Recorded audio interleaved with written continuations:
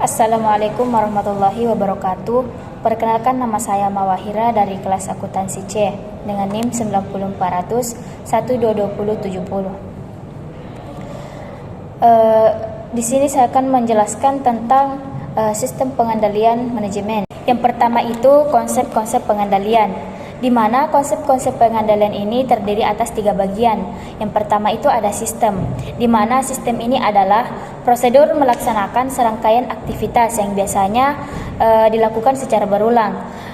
Terus yang kedua itu ada pengendalian, di mana dalam suatu sistem pengendalian akan ditemukan minimal 4 elemen proses pengendalian, yaitu detektor, sensor, asesor, dan efektor. Terus yang ketiga itu ada manajemen, di mana manajemen ini adalah pimpinan dari organisasi dan memiliki hierarki tertentu. Hierarki manajemen yaitu pembagian manajemen menjadi beberapa lapisan. Semakin kompleks organisasi, maka semakin banyak lapisan manajemen yang dibentuk. Terus yang kedua itu ada organisasi dan struktur organisasi, di mana ini terdiri atas 4 bagian. Yang pertama itu ada planning, di mana planning ini yaitu perencanaan melibatkan penetapan tujuan dan langkah-langkah yang diperlukan untuk mencapainya.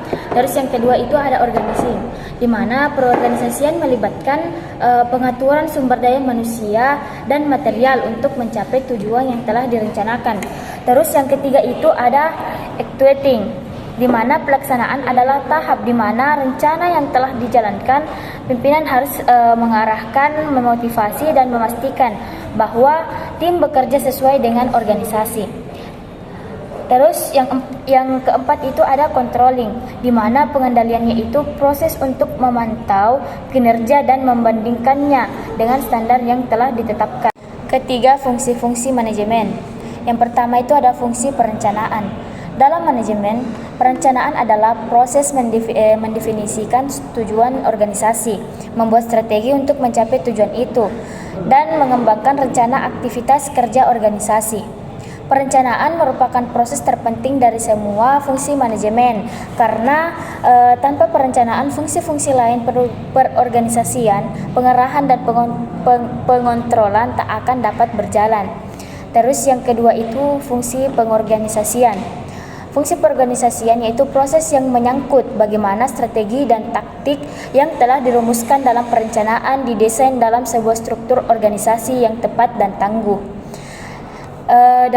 Sistem dan lingkungan organisasi yang kondusif dan dapat memastikan bahwa semua pihak dalam organisasi dapat bekerja secara efektif dan efisien guna pencapaian tujuan organisasi. Terus yang ketiga itu ada fungsi pengarahan dan implementasi, di mana proses implementasi program agar dapat dijalankan oleh seluruh pihak dalam organisasi, serta proses memotivasi agar semua pihak tersebut dapat menjalankan tanggung jawabnya dengan penuh kesadaran dan produktivitas yang tinggi. Terus yang terakhir itu ada fungsi pengawasan dan pengendalian, di mana proses yang dilakukan untuk memastikan seluruh rangkaian kegiatan yang telah direncanakan, diorganisasikan, dan diimplementasikan dapat berjalan sesuai dengan target yang diharapkan, sekalipun berbagai perubahan terjadi dalam lingkungan dunia bisnis yang dihadapi. 4. Kerangka konseptual sistem pengendalian manajemen. Yang pertama itu ada detektor, di mana detektor ini elemen yang dibutuhkan untuk mencari informasi mengenai apa yang sesungguhnya terjadi. Terus yang kedua itu ada asesor, di mana asesor ini yaitu elemen untuk menilai apakah proses yang terjadi sesuai dengan standar yang berlaku. Terus yang ketiga itu ada efektor, di mana efektor ini yaitu elemen yang dibutuhkan untuk mengubah proses yang terjadi apabila asesor menilai ada proses yang tidak berjalan sesuai standar.